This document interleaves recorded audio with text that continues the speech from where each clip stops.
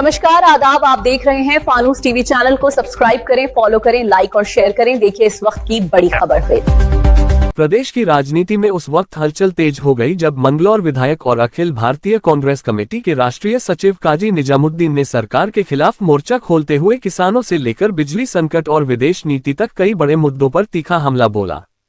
काजी निजामुद्दीन ने कहा कि प्रदेश समेत पूरे देश में यूरिया और डीएपी खाद की भारी किल्लत है, किसान दर दर भटकने को मजबूर हैं, लेकिन सरकार चुनावी राजनीति में व्यस्त है। उन्होंने आरोप लगाया कि पहले 50 किलो मिलने वाला यूरिया कट्टा अब 40 किलो का कर दिया गया है, जिससे किसानों पर अतिरिक्त आर्थिक बोझ पड़ रहा है।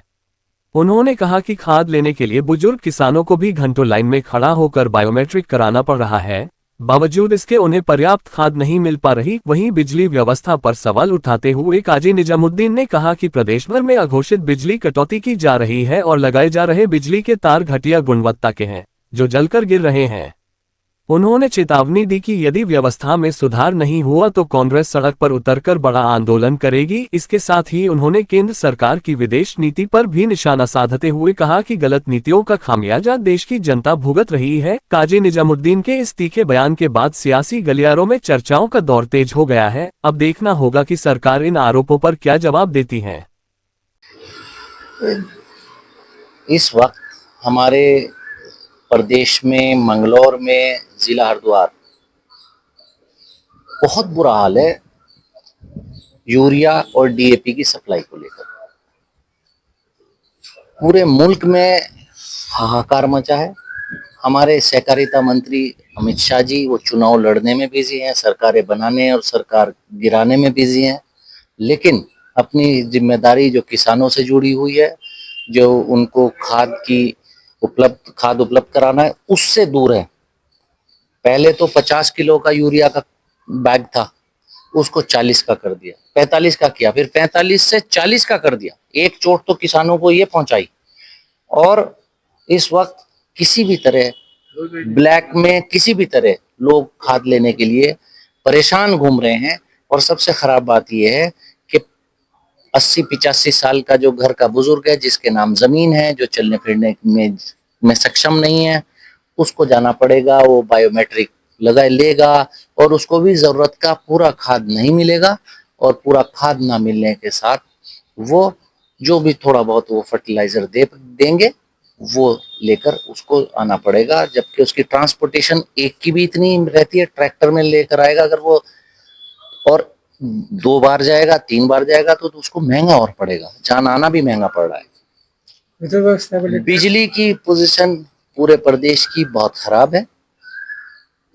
अब जो तारों की क्वालिटी सरकार लगवा रही है, वो तार ऐसे हैं कि वो जल कर गिर रहे हैं। मंगलौर रोड की अलग अलग जगहों पर हम लगातार अधिकारियों को ये खबर दे रहे हैं, लेकिन अब अगर नहीं उन्होंने इस बात को सुनी तो फिर हमको और किसी तरीके से उन लोगों से बात करनी पड़ेगी। ये बात हम लगातार अधिकारियों को कन्वे कर रहे हैं कि तारों की क्वालिटी कुछ ज़्यादा ही खराब ले आए तो इसको सुधार कर लें। बिजली के कटौती अगर करनी है तो घोषणा के साथ करें कि कितनी देर बिजली जाएगी। एक घोषित बिजली की कटौती लगातार जारी है, वो नहीं होनी चाहिए। और हम लगातार सरकार को एक ही बात कह रहे हैं कि अगर कमी है तो जनता के सामने उजागर करे, नहीं है तो फिर जनता तक बिजली पहुंचाए। गैस की किल्लत का व्यापारियों को काफी परेशानी का सामना।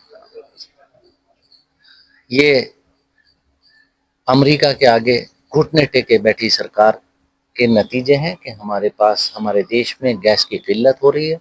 वरना पहले कभी कोई युद्ध हुआ, अंतर्राष्ट्रीय कोई समस्या खड़ी हुई तो लेकिन कांग्रेस की सरकार अपने गैस और तेल का मैनेजमेंट सही रखती थी, तो गैस और तेल की किल्लत कभी नहीं हुई। ये भारतीय जनता पार्टी की सरकार के रहते हुए हर एक मुल्क से पंगा लिया और इसराइल और अमेरिका के आगे घुटने टेके। और वही अमेरिका हमारे